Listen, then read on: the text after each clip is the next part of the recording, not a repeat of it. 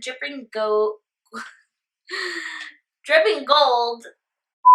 Hello guys, and welcome back to my channel. My name is Sarah, and today's video I am doing a full review of the Sosu Dripping Gold Ultra Dark Tanning Mousse. I heard about this product through Casey Holmes. If you don't know her already, I'll link her channel up in the eye, but if you don't know her, you should know her. She's one of my favorite beauty YouTubers that I follow, and she's obsessed with self-tanning. So when she said that they thought this made her look dark and she liked the color of it, I was like, okay, I definitely trust her opinion on self-tanners. So I went and I ordered it. This tan cost $28. I got it from prettylittlething.com, and after shipping and handling, it came to $39.58.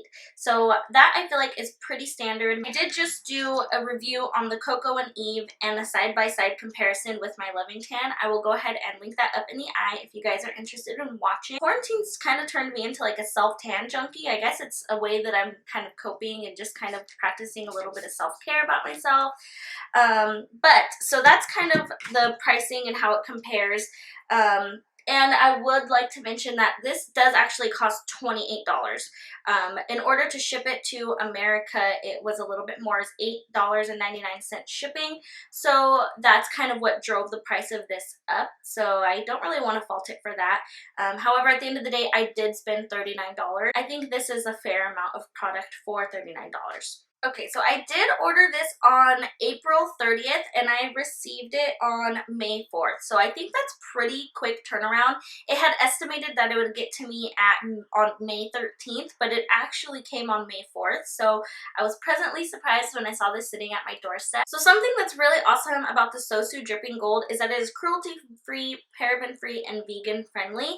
That is something that is so awesome to have in a self-tanner, because self-tanners are filled with chemicals, and I mean that's how it transforms the color of your skin. So it is really awesome that this can be cruelty-free, paraben-free, and vegan. It also is made with hyaluronic acid, vitamin A, vitamin E, goji berry, and chamomile. So this product definitely has some pretty good ingredients in it. It also does say that it is tropical scented. I personally think it has more of a perfumey type scent. I definitely smell more, I can smell the florals in there, which could mean tropical, but I definitely think it is a little bit more perfumey smelling. This morning, I am smelling just a little bit like self-tanner. I will say that I feel like the self-tanner smell is less apparent on this product than some of the other self-tans that I've used. Okay, I'm joining you from my bathroom to do a little demonstration of the Sosu Dripping Gold. As always, I'm just going to go and do the top half, kind of show you guys what's going on, and then do the rest of my body off of camera. Let's go ahead and read the instructions. It says step 1 is to exfoliate, but do not use moisturizer or use a moisturizing shower cream prior to tanning. So I did go ahead and exfoliate with my Shea Moisture. This is the Illuminating Hand and Body Scrub. This stuff is amazing. I did have a little bit of self-tan left over from last week's review where I did the half Coco and Eve, half Loving Tan. I'll go ahead and link that up in the eye. It just melted off the rest of that self-tan. Really, really do love this exfoliator. However, it is moisturizing, so I'm a little bit worried that it's going to compromise the integrity of my demonstration. So I will keep that in mind if things kind of go astray. Step 2 is to apply Dripping Gold Tanning Mousse to clean, dry skin that is free from deodorant, perfume, or makeup. Step 3 is to apply tan in circular motions using the Velvet Mitt. Step 4, use sparingly on hands, elbows, knees, and feet. Step 5, allow 7 hours before showering off with water. Allow overnight development for a darker result. So this is the Sosu. This is my natural skin color. So this is what we have going on. This is Sosu Color Guard. This is what we're looking like. I would say it's looking just like a perfect undertone. Like it just looks bronze skin. I don't think it's pulling green, olive, red. I don't really notice it pulling anything. It's kind of ashy, which I really like. I don't like when it pulls too warm. I'm about to hop in the shower and rinse this color guard off. Excuse me, sir. But this is what things are looking like. My legs are really, really tan. Everything is very, very tan. And I am also realizing all of the flaws. That's one of the worst parts. Like, my foot. This foot came out okay. But so far, I really love the color. So I'm going to rinse off and see what we have going on. My hands are really dark. Okay, so this morning, I think I'm looking really, really good. I'm definitely impressed with this tan. I think it leaves me like the most natural color ever. I will say I prefer this color compared to both my Coco and Eve and Loving Tan. So I am definitely very, very surprised. And I think that the shade is really dark. I feel like it made me a pretty dark. This is like my self-tan foundation shade and it matches, so it's definitely up on par with my other self-tan as in the terms of like deepness, richness of the color. My skin also feels very hydrated today. I don't feel like I'm left dry the way that you can feel after you leave a self-tanner on all night. One thing that I did want to point out is that it did take a little while to dry down. I kind of felt sticky on the skin for probably about 2 hours after I applied it, but I did sleep fine. It did not transfer on any of my sheets. I've mentioned this before, but I have kind of like all white everything inside my house.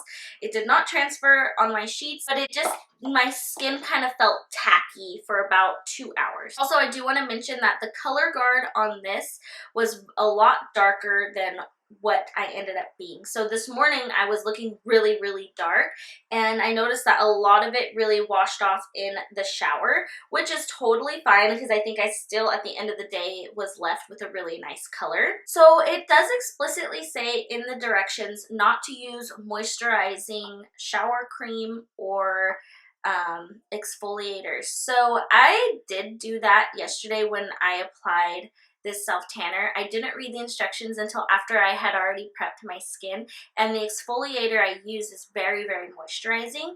So I am wondering if maybe the color didn't, you know, seep in and adapt as much as it would if I didn't use a moisturizing self-tanner. So I will definitely be sure to use this a few more times and leave all of my final thoughts down in the description box like I always do, or I'll pin a comment, so definitely head down to that section. What do you guys think of this color? I think that the red undertone looks really natural. It looks like it is like a sun-kissed glow. I don't think it looks like, if I were to see me walking on the street, I probably wouldn't assume this is like self-tan. I mean, unless you looked at my hands. But like if you just saw me walking, I don't think I would assume like, oh, that's like a fake tan. I think this is a really, really natural color, and I would go out on a limb and say I think this is the most natural self-tan color that I've experienced. Ooh, I don't know, that's kind of like a bold claim, but I really do think that this is just like a really, really natural looking color. I can't wait to keep trying it. I am really anticipating how this is going to fade. It does say that there's lots of products in here that help it fade better. It's got hyaluronic acid, vitamin A, vitamin E. All of those are thrown in there to help it fade more naturally. So I will definitely keep you guys updated on how it fades. I'm a fan, y'all. This is so good. I'm so glad. When Casey Holmes recommended this, I was like, it must be good, because she's like an expert. She self-tans. I don't think she like lives life untanned. Like she self-tans like every 4 days. Now I tested this out for myself, kind of showed you guys how it worked, and I'm curious to know what you guys think. If you've seen the results from my Loving Tan and Coco and Eve tan review, how do you think this color compares? I would love to know. Overall, I am pretty definitely impressed with this product. I think it left me like a perfect shade. I think this is one of the best self-tan shades that I've been able to find personally, and I think I'm definitely dark enough where I'm satisfied thoroughly with this product. The only thing I don't really like is the long dry time. I would recommend this one. I think this one definitely has more red undertones. So if you guys are into a red undertone self-tanner, definitely check this out. If you guys like more of an olive self-tanner, definitely check out the Cocoa and Eve. I still 100% recommend that product. It actually, I think, made me a little bit darker than this. I think my Cocoa and Eve gets me darker than this, but it has a different undertone. I'm really happy that I found a self-tan that I just feel like complements my undertones, my skin tone, and that doesn't make me look orange, it doesn't make me look green, it doesn't make me look anything but sun-kissed. Hello you guys, I just wanted to hop on really quick and give you guys an update. It is day 5 of having this tan on. I am editing and hopefully uploading my review of this video today.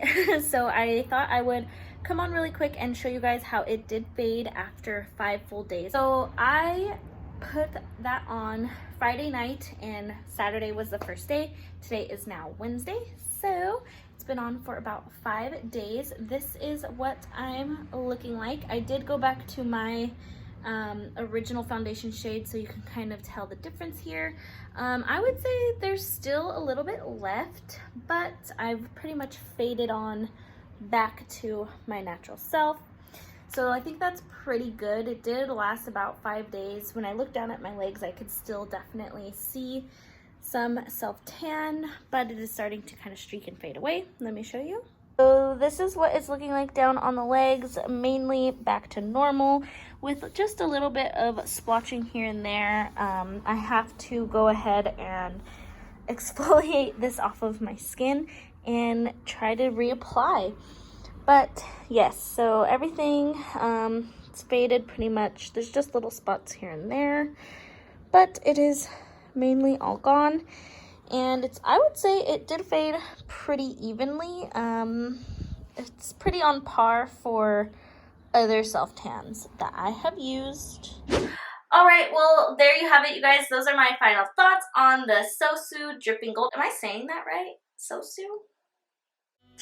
Self-tanner. If you guys, anyway, if you guys liked this video or found it helpful, please go ahead and give it a big thumbs up. And if you're new here and would like to see more from me, please go ahead and subscribe. I'd absolutely love to have you as a part of my YouTube family, and hope you guys have a beautiful rest of your day.